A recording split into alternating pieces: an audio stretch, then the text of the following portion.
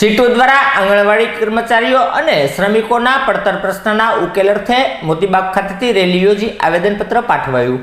કેન્દ્ર સરકાર દ્વારા 23 જુલાઈના રોજ બજેટ રજૂ કરવાનું છે, ત્યારે સીટુ સહિતના ટ્રેડ યુનિયનો દ્વારા લઘુત્તમ વેતનમાં વધારો, આંગણવાડી ફેસિલિટરોને કાયમી કરવા, કોન્ટ્રાક્ટ નાબૂદ કરવી તેમજ શ્રમજીવીઓના પડતર પ્રશ્નોના ઉકેલ અર્થે મોતીબાગ ખાતેથી વિશાળ સંખ્યામાં રેલી યોજાઈ હતી। બાદ કલેક્ટર કચેરી ખાતે આવેદનપત્ર પાઠવવામાં આવ્યું હતું।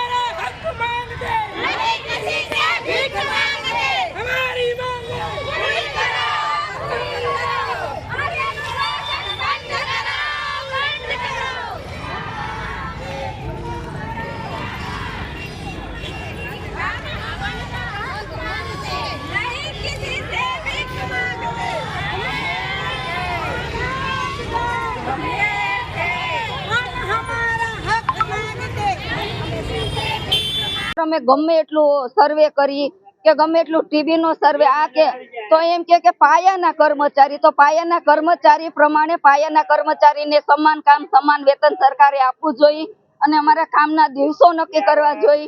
કઈ હોય તો બેનો જાય એટલે સરકારી કર્મચારી એમ કે તો તમને છૂટા કરી દેવું, કઈ ઈરાદે તમે છૂટા કરો? અને વાડી વિસ્તારમાં અમારી બેન એકલી જાય છે તો અમારી બેનની સેફટી હું એમ કે વાડી વિસ્તારમાં કેવી જગ્યા હોય છે એનું વેતન તો કઈ સરકાર માંગતી નથી દેવા, તો અમારી બહેનોને કઈ રીતે કામ લેવું, કઈ રીતે અમારું સમાન કામ સમાન વેતન આપે એવી અમારી રજૂઆત અપીલ નમ્ર વિનંતી છે।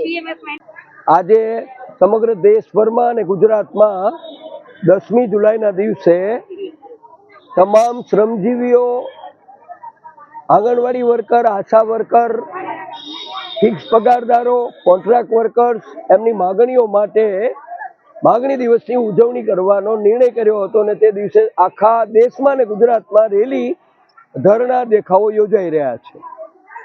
24મી જૂનના રોજ દેશના કેન્દ્ર સરકારના નાણામંત્રી નિર્મલાબેન સીતારમણને દેશના ટ્રેડ યુનિયનોએ મુલાકાત કરી અને માગણીઓની રજૂઆતો કરેલી છે અને 23મી જુલાઈના રોજ કેન્દ્રીય બજેટ આવી રહ્યું છે ત્યારે આંગણવાડી આશા વર્કર શ્રમજીવીઓ છેલ્લા લાંબા સમયથી પોતાની માગણીઓ માટે લડાઈ લડી રહ્યા છે.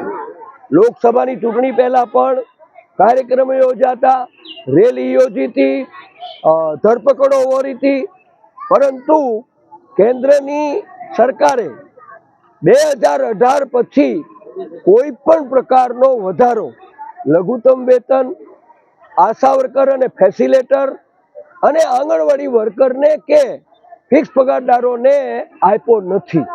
અને એટલા માટે ભારે રોષ પ્રવર્તી રહ્યો છે.